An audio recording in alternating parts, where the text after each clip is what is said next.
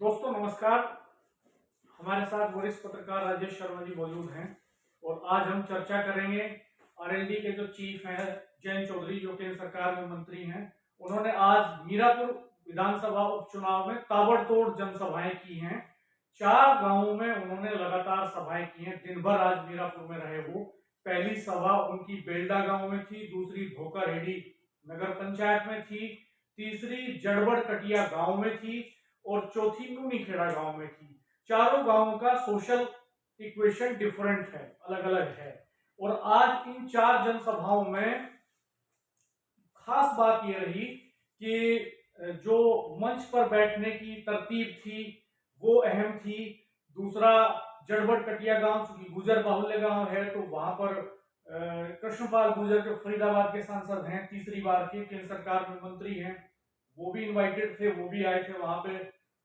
और मंच सज्जा के साथ साथ हम इस पर भी बात करेंगे कि जयंत चौधरी ने कौन कौन से मुद्दे वहां पर छेड़े, कौन कौन से तार छुए उन्होंने और किस पिच पर वो इस चुनाव को ले जाना चाहते हैं। तो राजेश भाई साहब, आप से मैं जानना चाहूंगा, पहला एक वीडियो हमने जारी किया था आज दिन में जब वो बेल्डा की सभा कर चुके थे।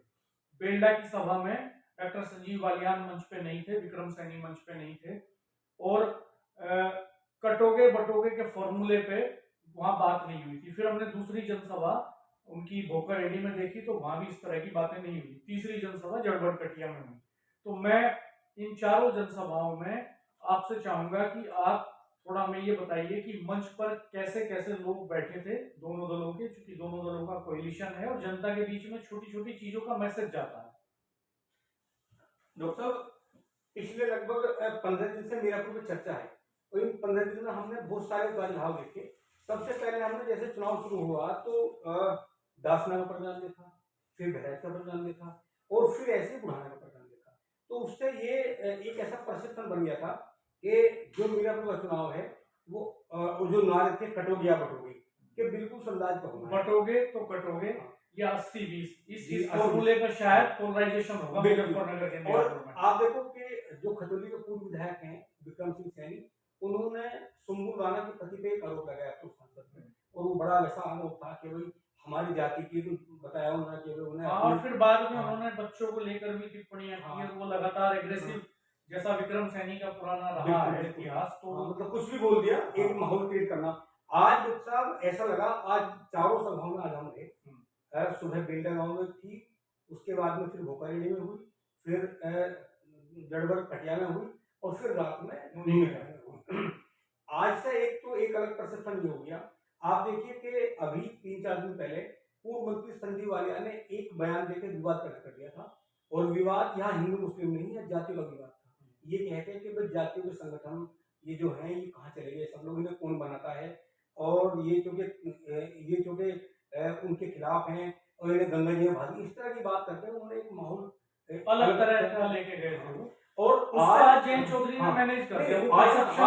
मैं सुबह ये सोच कर गया था कि आज अगर वहाँ जयंत चौधरी होंगे और इधर संजीव बालियान और विक्रम सैनी होंगे तो जयंत चौधरी क्या बोलेंगे, संजीव बालियान क्या बोलेंगे, विक्रम सैनी क्या बोलेंगे। मुझे इसकी कोई संभावना थी, क्योंकि मिथिलेश पाल का जब टिकट हुआ तो ये माना गया, बीजेपी के मंच की ओर से कहा भी गया, बहुत सारे लोगों ने बताया कि मिथिलेश पाल जब भाजपा में थी, जब आई थी तो भाजपा में डॉक्टर संजीव बालियान लेकर आए थे, और चूंकि वो चुनाव लड़ा रहे हैं उनको लगाया भी है उसमें। तो आज देख रहे हैं मंच पर क्या बोलेंगे। लेकिन जैसे बेल्डा में जब दूसरा ये भी एक परसेप्शन बना था शुरू में कि ये संजीव बालियान का टिकट है, मिथिलेश पाल ने जो टिकट हुआ संजीव बालियान का हुआ, तो ये परसेप्शन आज जयंत चौधरी और मिथिलेश दोनों ने तोड़ दिया। दोनों ने कहा, जयंत चौधरी ने भी कहा, मिथिलेश ने भी कहा कि 2009 में चौधरी अजीत सिंह ने उनको प्रत्याशी बनाया। बिल्कुल। तो जयंत ने तो यहाँ तक कह दिया कि ये मेरी प्रत्याशी नहीं है, चौधरी अजीत सिंह जी प्रत्याशी बना के गए थे, इनको 2.5 साल का कार्यकाल मिला था इनको, और 2.5 का अवधेदन को तो इनके 5 साल पूरे हो गए। तो मैं कोई नई प्रत्याशी लेके नहीं आया हूँ, पुरानी नेता है पार्टी की। तो वो परसेप्शन ब्रेक कर दिया उन्होंने कि संजीव बालियान का टिकट है। एक तो वो ब्रेक कर दिया, दूसरा जो हम अंदाजा लगा रहे थे, मैंने बताया अभी बुढ़ाने की घटना, जो कहा कि एक्शन पे एक्शन होगा। आज चूंकि जयंत चौधरी के मंच पर किसी भी रैली में 4 रैली हुई, 4 रैली में दोनों नेता गायब हुए। और मंच सज्जा की अगर बात करें तो 3-4 मुस्लिम जनप्रतिनिधि मजबूती के साथ अगली रो में बैठे हुए, अध्यक्ष तक जड़बड़ कटिया गांव में तो जो जनसभा हो रही थी उसकी हाँ। अध्यक्ष जो है वो मुस्लिम नेता कर रहे थे, ईसा साहब थे। और अशरफ अली जो थाना भवन के विधायक हैं वो अगली पंक्ति में बैठे थे। गुलाम मोहम्मद उनके साथ हाजी गुलाम मोहम्मद जो मेरठ के सिवाल खास के विधायक हैं वो बैठे थे। इसके अलावा जो है मेरठ के जो जिला अध्यक्ष हैं मतलूब गौड़ वो मंच पे बैठे हुए थे आगे। और जो है एक कॉम्बिनेशन, मतलब ये मैसेज देने की कोशिश की कि कम्युनल हार्मनी से चुनाव लड़ा जाएगा। आज एक भी लीडर मंच पे ऐसा नहीं था जो आग बरसाने वाला हो। सब वे थे जो सांप्रदायिक सौहार्द की बात करते हैं। जैसी बेलदा में डॉक्टर साहब सुबह रैली हुई तो साहब की, उससे ये अंदाजा लग गया था कि जो चुनाव है ये इस तरह टर्न ले लिया। ये तो राज्यपाल सैनी ने भी स्टैब्लिश कर दिया था, और उन्होंने अपने छोटे से संबोधन में ये परसेप्शन बना दिया था कि चौधरी जैन जो है वो हिंदू मुस्लिम डिवाइडेशन में विश्वास नहीं करते, वो इक्वलिटी में विश्वास करते हैं, जाति और धर्म के परे जाके आम लोगों के लिए काम। बिल्कुल कह रहे थे वो इतने हिंदुओं के इतने मुस्लिमों के हैं। और फिर बाद में उन्होंने ये भी कहा कि जो पूर्व सांसद जी ने कहा, जैन जी ने कहा, बोले समझो कि वो मेरे समर्थन, वो मेरे दिल की बात है। और डॉक्टर साहब आज एक अच्छी बात ये लगी, हालांकि हमें ये नहीं पता कि क्या वजह रही, लेकिन ये जरूर आज सालता रहा चारों रैली में बहुत सारे लोगों ने चर्चा की कि संजीव बालियान कहाँ है, विक्रम सैनी कहाँ है। और जब बेलदा में हुई, आपके याद होगा जब हम लोग जड़गढ़ कटिया जा रहे थे, उससे पहले गांव पड़ता है, वो मुस्लिम बाहुल गांव है सिकंदरपुर। तो सिकंदरपुर में इस बात की चर्चा की वहां लोगों ने, वो मुस्लिम समाज के लोगों ने चर्चा की, क्योंकि वहां जो एक लड़का आया था जो आके बैठा बाद में, उस लड़के से उन्होंने पूछा होगा, वो लड़का वहां बेलदा था, वो इसलिए गया था बेलदा, गया होगा या वो, हालांकि उसने हमसे तो कुछ और बताया, हो सकता है कि लोक दल कार्यकर्ता हो। उसने ये बताया कि बेलदा में आग बोलने वाला कोई नेता मंच पर नहीं था। नहीं, उसमें क्या बताया, एक तो जग जाहिर है। तो हम तो नहीं, मैं कह रहा हूँ जब चर्चा हुई तो दो लोग थे, दो बुजुर्ग, उन्होंने कहा, मतलब मुझे लग रहा है में ये चर्चा तो ये चर्चा रही, और रैली में चर्चा रही बहुत सारी। आप देखो बीजेपी की ओर से सब वो नेता मंच पर थे जो बिल्कुल शांत स्वभाव वाले। अगर मैं बात जड़गढ़ कटिया में मेरठ के लोग थे, मेरठ से देवेंद्र गुजर बीजेपी की ओर से थे, वो बैठे हुए थे शांत स्वभाव। आप देखिए हरपाल सैनी और विनय प्रधान थे, मेरठ के जिला अध्यक्ष थे। हाँ, एक वो जो है पूर्व जिला पंचायत सदस्य, वो तो बोले भी अच्छा, विपेन सुधा वाल्मीकि, हाँ, मेरठ के पूर्व जिला पंचायत सदस्य, अच्छा बोले, बड़ा धारदार और आक्रामक। आप देखो मंच पर जितने भी लोग थे वो सब धारदार तो बोले, पर किसी के भी मुंह से एक शब्द हिंदू मुस्लिम नहीं निकला, सब लोगों ने एकता की बात की। तो मुझे ये लग गया कि अब जो हम सोच रहे थे ना कि चुनाव आमने सामने होगा, हिंदू मुस्लिम पोलराइजेशन नहीं, अब ऐसा नहीं हुआ। अब ये लग गया कि चुनाव जो होगा, अब वो चूंकि जब ये लग रहा था कि अगर ये लोग चुनाव की बागडोर संभालेंगे, मंच से आग उगलेंगे, तो हो सके कि वो कम्युनल पोलराइजेशन, पर अब ऐसा होगा नहीं, क्योंकि जयंत चौधरी ने एक दिन में उसे ढाल दिया दूसरी तरफ। और मुझे लगता है आज, मुझे इतना लगता है, हालांकि वो पॉलिटिकल पर जो चर्चा थी, मेरे ख्याल में कि एक नया परसेप्शन क्रिएट करने के लिए जयंत चौधरी के मंच पे, इसीलिए विक्रम सैनी और डॉक्टर संजीव बालियान आज नहीं है। हाँ, उस पर राज्यपाल सैनी बैठे हुए थे, उस पर 3-4 मुस्लिम नेता बैठे हुए थे, विधायक उनके, और उस पर उनके क्षेत्रीय अध्यक्ष मंच पे ही बैठे थे, योगेन जी, नरेंद्र खजूरी थे जो SC/ST आयोग के मेंबर हैं, और मिथिलेश पाल तो मौजूदगी थी चूंकि कैंडिडेट थी वो, और चंदन चौहान की मौजूदगी वहां पे थी। तो ये कुल मिला के एक इमोशनल कार्ड भी जयंत चौधरी आज खेल गए। जब वो बात कर रहे थे तो दोनों जगह उन्होंने एक तो अखिलेश यादव के PDA पे अटैक किया, अखिलेश यादव का नाम लेकर उन पर अटैक किया, बसपा सुप्रीमो मायावती पे कोई बात नहीं की, चंद्रशेखर आजाद पे कोई बात नहीं की उन्होंने, कांग्रेस के बारे में कोई बात नहीं की, समाजवादी पार्टी के कैंडिडेट के बारे में कोई बात नहीं की, उन्होंने सिर्फ PDA की बात की, अखिलेश यादव का नाम लिया 2-3 बार, PDA की फुल फॉर्म भी बताई, और PDA की फुल फॉर्म भी बताई कि ये पर्सनल डेवलपमेंट ऑफ एरा है। तो ये जो है इसका जनता के हितों से कोई लेना देना नहीं है। और वो उन्होंने ये भी कहा कि भाई ये लगातार चुनाव हार रहे हैं और EVM पे डालते हैं पूरा, तो हमने तो गंगा मेले की वजह से तारीख बढ़ाने की बात हम इसलिए कर रहे थे कि मैक्सिमम पार्टिसिपेशन हो पब्लिक का वोटिंग में, ताकि एक अच्छा जनप्रतिनिधि चुन करके आए।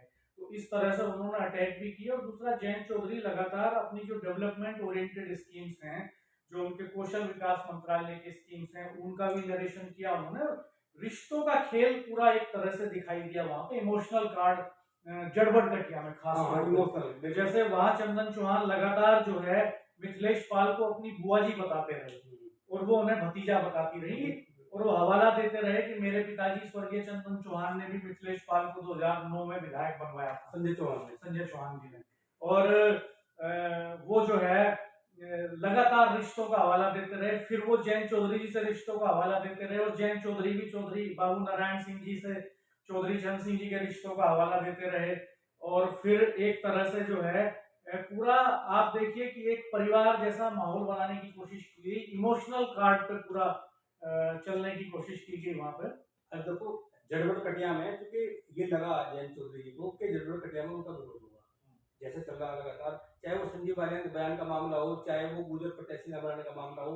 और ये लग रहा था जैन चौधरी ये पूरा मन बना के आए थे कि जड़बड़ कटिया के मंच से मैं स्टोरी बोलते हैं, कुछ नाराजगी झेलनी पड़ नाराजगी। हाँ, आप ऐसी बातें आ रही थी ना कि भाई अलग अलग जातियों के प्रतिनिधि टिकट मांग रहे थे, तो चंदन चौहान की पत्नी का भी टिकट कटा था, तो उनको लगता था कि शायद जो है वहां पे कुछ नाराजगी झेलनी पड़ेगी।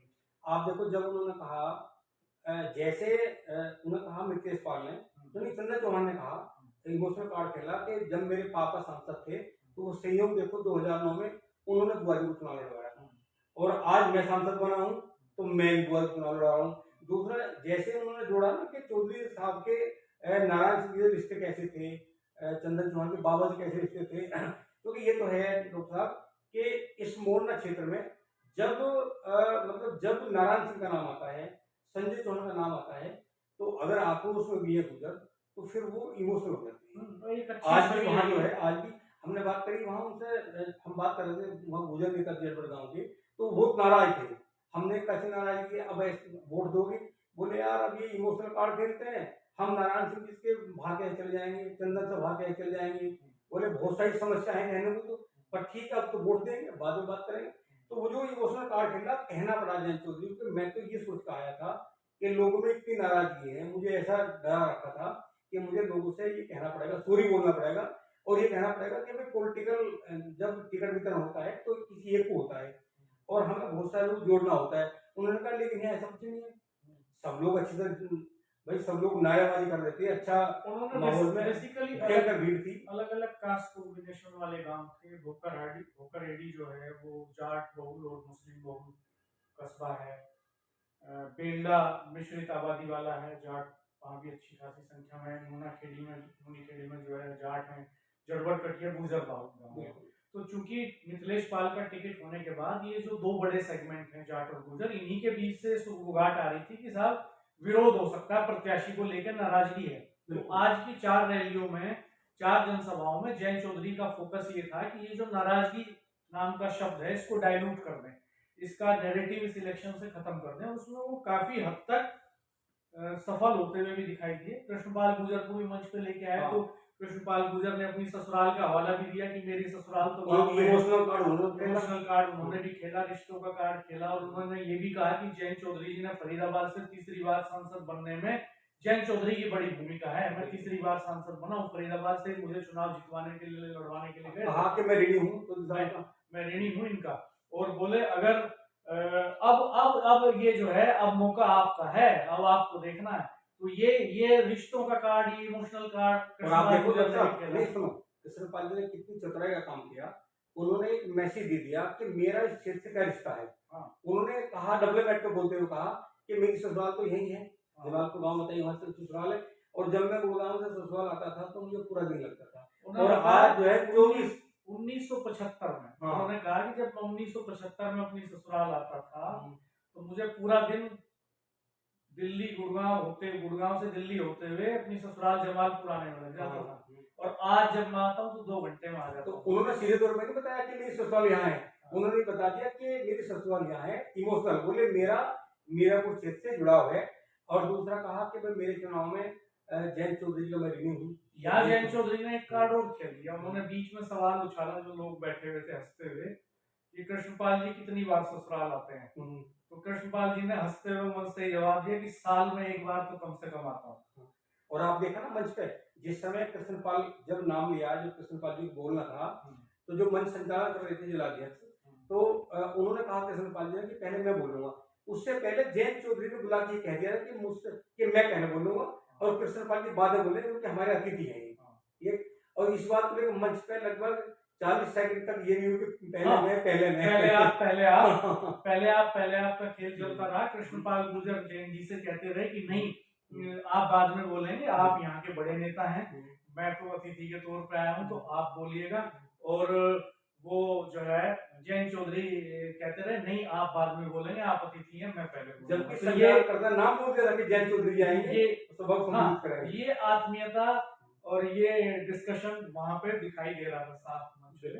तो ये एक लखनवी तहजीब का अंदाज भी तो नहीं, आज दिखाई दिया। देखो अभी 8 तारीख को एक बार फिर रैली होनी है, फिर 8 तारीख को मुझे लगता है कि चीफ मिनिस्टर मुख्यमंत्री योगी आदित्यनाथ और जैन चौधरी एक मंच पे होंगे मीरापुर में, मोरना में। अब वहां देखना होगा राणा जी कि वो ये पेस बना रहता है कि नहीं, मुख्यमंत्री का भाषण डाइल्यूट होता है कि नहीं होता है। ये मैं बोलते हैं ना कि कटोगे तो बटोगे, वो बटोगे तो कटोगे। अब वो भाषण वो संबोधन में लाते हैं योगी जी या नहीं लाते हैं, और अगर लाते हैं तो फिर बाद में जैन चौधरी का रिएक्शन क्या होगा? मुझे लगता है कि नहीं लेके आएंगे उसको, क्योंकि ये हर कॉन्स्टिट्यूएंसी वाइज बीजेपी की स्ट्रेटेजी रहती है कि वो अपने तरीके से, जैसे जब समाजवादी पार्टी के साथ कोalition था जैन चौधरी का, तो वेस्टर्न यूपी की बेल्ट में समाजवादी पार्टी ने खास तौर पे मुजफ्फरनगर की बेल्ट में जैन चौधरी को फ्री हैंड दिया था। आपको ध्यान हो, वो मिनिमम रैलियां करने इधर आए थे, जैन चौधरी लीड कर रहे थे। तो आज जैन चौधरी एक पेस सेट कर गए हैं 4 गांवों में जनसभाएं करके, मुख्यमंत्री की जनसभा के लिए भी। और मुझे लगता है कि इसी पिच पे इलेक्शन अब आगे जाने वाला है। अब देखने वाली बात ये होगी कि जब अखिलेश यादव आएंगे यहाँ इस इलाके में, तो वो जैन चौधरी पर क्या अटैक करते हैं, क्योंकि जैन चौधरी ने सीधा हमला अखिलेश यादव पे किया है, केवल निशाना अखिलेश यादव थे, निशाना उनका पीडीए का फॉर्मूला था। तो क्या अखिलेश यादव जैन को सीधे टारगेट करेंगे? अब देखना है, क्योंकि अखिलेश यादव को लगता है उनके टारगेट पर भी जैन चौधरी इसलिए हैं क्योंकि ये वो सीट है जहाँ पे चुनाव हो रहा है। जब 2022 में चुनाव हुआ विधानसभा का, तो जो प्रत्याशी है चंदन चौहान, वो तो प्रत्याशी थे, वहां भी यही फार्मूला था कि प्रत्याशी सपा का होगा और सिंबल राहुल का होगा, आरएलडी को सीट देगी। तो चंदन चौहान तो बेसिकली वो थे। अब उन्हें ये लगेगा, आज तो चतुराई से जैन चौधरी ने इस चैप्टर को क्लोज कर दिया, वो जैसे क्लोज करने की कोशिश करी। उन्होंने कहा कि ये जो सवाल चल रहा था कि साहब प्रत्याशी भाजपा की हैं, नेता भाजपा की हैं और प्रत्याशी आरएलडी की हैं, तो इस सवाल को, इस चैप्टर को क्लोज करने की कोशिश जैन चौधरी ने की। और वो लगातार ये बात कहते रहे बार बार कि मेरी प्रत्याशी नहीं है, चौधरी अजीत सिंह की प्रत्याशी है। और 2.5 साल चुनाव इन्होंने, चौधरी अजीत सिंह ने टिकट दिया था इनको जब बीजेपी के साथ गठबंधन था उस वक्त भी, तब 2.5 साल ही एमएलए रही, तो अब 2.5 साल फिर बना उन्होंने। तो वो चैप्टर तो उन्होंने क्लोज करने की कोशिश करी है। वो अलग बात है कि कितना इम्पैक्ट आता है उसका ग्राउंड। नहीं डॉक्टर साहब, आप देखो मिथिलेश पाल वो सीधी महिला विधायक रही है। आप देखो कि उसने जिस संजीवनी के साथ आज अपनी बात रखी, उसने चारों वो भी इमोशनल कार्ड खेली है। कैसे कहा, उसने कहा कि भाई विधानसभा का कार्यकाल 5 साल का होता है, तो मुझे आपने 2.5 साल का कार्यकाल तो दे दिया, मेरा 5 साल का कार्यकाल तो कर दो। इसी बात को लेके पीछे से आवाज भी आई। मदन भैया का भाषण और बिल्कुल चर्चा के योग्य है। मदन भैया ने बहुत आक्रामक तरीके से भाषण दिया और कहा कि हम तो आरएलडी के लोग हैं, हम सत्ता के खिलाफ चुनाव लड़ना और जीतना जानते हैं, अब तो सत्ता साथ है। तो उन्होंने कहा बाकी कोई कसर रह जाएगी हम लोग पूरी कर देंगे, हमारे पास पूरा सिस्टम है। नहीं, ये बात उन्होंने कहीं भी कि हम सत्ता के खिलाफ चुनाव जीते हैं। उन्होंने कहा कि हमारे पास आरएलडी के पास तो, चूंकि खतौली उपचुनाव मदन भैया सत्ता के खिलाफ जीते थे, बीजेपी के खिलाफ जीते थे, मामूली उपचुनाव नहीं था वो, और ये भी उपचुनाव एक तरह से, तो एक ये पेस उन्होंने सेट कहा उन्होंने कि हम तो पूरा कहा कि आरएलडी तो उपचुनाव की बादशाह है। हाँ, जब उपचुनाव लड़ती है तो जीत के दिखाती है। उन्होंने कहा कि आज तो हमारे पास सत्ता है, सत्ता के साथ है, आज तो बड़ा वोट बैंक हमारे पास है। तो हालांकि हमें लगता है डॉक्टर साहब कि अखिलेश यादव को टारगेट तो इसलिए जैन चौधरी है, इसलिए भी है कि वो ये चाहते हैं, उन्हें लगता है कि मीरापुर सीट उनके टारगेट पर होगी। किस तरह नहीं, वो तो है ही निश्चित तौर पे। उन्होंने जो गोटियां बिछाई हैं, जो समीकरण बिठाया है, कादिर राणा कोई कमजोर कैंडिडेट नहीं है, उनके बेटे की पत्नी सिंबुल राणा। तो अब अखिलेश यहाँ आते हैं तो उनके भाषण का कंटेंट क्या होगा, वो क्या मुद्दे उठाएंगे जैन चौधरी को कटघरे में खड़ा करने के लिए, जैन चौधरी पे क्या एलिगेशंस लगाते हैं, ये देखने वाली बात है। क्योंकि आज की रैली से ये तो पता चल गया कि लोकदल का ट्रैक कौन सा है, मतलब आरएलडी अपने का ट्रैक कौन सा है, ये तो पता चल गया। अब देखना ये है क्योंकि अखिलेश यादव भले ही लखनऊ बैठे हों, पर चूंकि यहाँ जो उनकी टीम है अभी तक मीडिया के सामने काम नहीं आ रही। अब तो सोशल मीडिया में सब पब्लिक डोमेन में है, लाइव भाषण चल रहे थे, तो जाहिर सी बात है सारे दलों के नेताओं ने, चंद्रशेखर आजाद ने भी आज जयंत चौधरी को सुना होगा, अखिलेश जी ने भी सुना होगा, तो वो इसी के हिसाब से स्क्रिप्ट तैयार होगी सब नेताओं के भाषणों की। सब नेता एक दूसरे के भाषणों पर निगाह रखते हैं। हम देखते ही हैं कि मोदी जी लगातार राहुल गांधी को काउंटर करते हैं, राहुल गांधी उनके भाषण को काउंटर करते हैं, सेम डे विद इन 1 और 2 आवर्स जो भाषण होते हैं उनको भी काउंटर कर देते हैं। और आपने देखा होगा कि आज शाम के समय चंद्रशेखर आजाद की रैली हुई। हाँ, आज चंद्रशेखर की सभाएं थी, वो लगातार लगे हुए हैं। हाँ, वो जो है शुक्रकाल में बड़ी मीटिंग हुई है। निश्चित। तो अब चूंकि हमें लगता है इस समय अगर हम सपा की बात करें या आजाद समाज पार्टी की बात करें, तो वहां भी जो उनका मतलब जो पूरी आर्मी है, जो उनके वर्कर हैं, हम लोग तो जिक्र कर रहे हैं, लेकिन जब हम देखते हैं आजाद समाज पार्टी को, तो उनका चुनाव बहुत कमजोर नहीं है। हाँ, ट्रायंगुलर फाइट है, बहुत वो भयंकर फाइट सीन में है चंद्रशेखर आजाद। और इस बात को भाप रहे हैं जयंत चौधरी ये भाप रहे हैं कि सामने मजबूत लड़ाई है, और इसीलिए आप देखो आज वो 4 गांव में गए, हेलीकॉप्टर का इस्तेमाल नहीं किया, वो 4 गांव में गाड़ी से गए।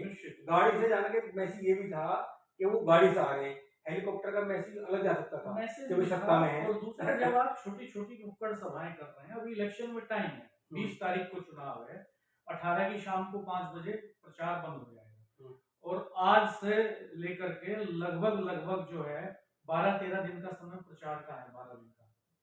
अब 12 दिन के प्रचार में अगर पहले दिन में 4 गांवों में नुक्कड़ सभाएं कर रहे हैं जयंत चौधरी, तो और फिर 18 तारीख में फिर अगले 8 तारीख में आ रहे हैं मुख्यमंत्री जी के साथ में, तो जाहिरा तौर पे वो खतौली के पैटर्न पे इस चुनाव को लेके आ गए हैं। उन्होंने इसकी सीरियसनेस को पकड़ लिया है कि वो मुश्किल मुकाबले में फंसे हुए हैं। एंटी इनकम्बेंसी हो सकती है सत्ता वाली, कास्ट कॉम्बिनेशन में गड़बड़ियां हो सकती हैं, कोएलिशन के इशू हो सकते हैं, 25 प्रत्याशी टिकट मांग रहे थे उनका इशू हो सकता है। तो ये तो जाहिर सी बात है कि वो जिस लेवल पे चले गए हैं, तो उनको बहुत ज्यादा लगातार घूमना भी पड़ेगा। तो डॉक्टर साहब, आज तो जो है आज हम लोगों ने, हालांकि आज की चर्चा, आज हम भी कई गाँव में गए, और आज बहुत सारे समीकरण बने भी हैं और बहुत सारे ट्रैक भी निकले हैं। आज ये साफ हो गया, यहाँ पे ये साफ हो गया मीरापुर में कि आरएलडी की अपनी क्या रणनीति होगी, और चूंकि इसलिए हो गया कि 4 जगह सभा हुई और 4 में उसी ट्रैक पर उससे बाहर निकले।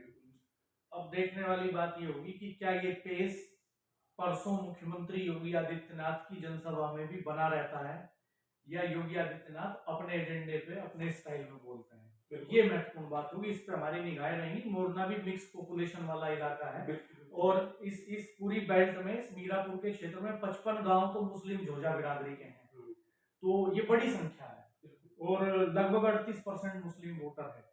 खैर, हम देखेंगे इसको भी, और हम अखिलेश यादव की रैली भी कवर करेंगे भविष्य में, चंद्रशेखर की रैली भी कवर करेंगे, और मायावती अगर इस इलाके में आती है तो उनकी रैली भी कवर करेंगे, और उसका भी ऐसे एनालिटिकल वीडियो आपके सामने पेश करेंगे। आप कमेंट बॉक्स में अपनी राय जाहिर करके बताइएगा कि आप किस नजरिए से इसको देख रहे हैं। ये बहुत प्राइमरी कैलकुलेशंस हैं, प्राइमरी एनालिसिस है ये, क्योंकि अभी शुरुआत भर हुई है बड़े नेताओं की रैलियों की। जैसे जैसे रैलियां आगे बढ़ेंगी, जैसे जैसे बातें आगे बढ़ेंगी, तो और डीप एनालिसिस होगा और डीप फैक्ट्स हमारे सामने आएंगे। तो आप चैनल को सब्सक्राइब कीजिएगा। आप कोई क्लोजिंग कमेंट जोड़ना चाहें राजेश? बस मेरा तमाम दर्शकों से ये रिक्वेस्ट है कि आप लगातार चैनल को देख रहे हैं, और तमाम जो इस समय चुनाव पे जिस तरह की कवरेज चल रही है उसको आप लगातार देखें। आपसे रिक्वेस्ट है कि आप अपने कमेंट जरूर लिखें, और चैनल को सब्सक्राइब करें, वीडियो को शेयर करें, और लगातार हमें लगता है कि जो आपके कमेंट होंगे उस पर हम लोग उस पर कोई ना कोई वीडियो बनाएंगे, और आपके सामने जो सच्ची बात है वो हमेशा हर रोज रखें। हम आपको एनालिटिकल वीडियोस देते रहेंगे लगातार। नेताओं के भाषण तो आप जाकर के कहीं भी सुन सकते हैं, बहुत सारे यूट्यूबर्स वो दे रहे हैं, और बहुत सारे मेन स्ट्रीम मीडिया प्लेटफॉर्म्स भी दे रहे हैं, लेकिन ग्रास रूट पे लोगों से बातचीत के आधार पर, रैलियों के पल्स के आधार पर, नेताओं के भाषणों के आधार पर एनालिटिकल वीडियोस आपको यही मिलेंगे। धन्यवाद, नमस्कार। हमारे चैनल को देखते रहिएगा, सब्सक्राइब करिए।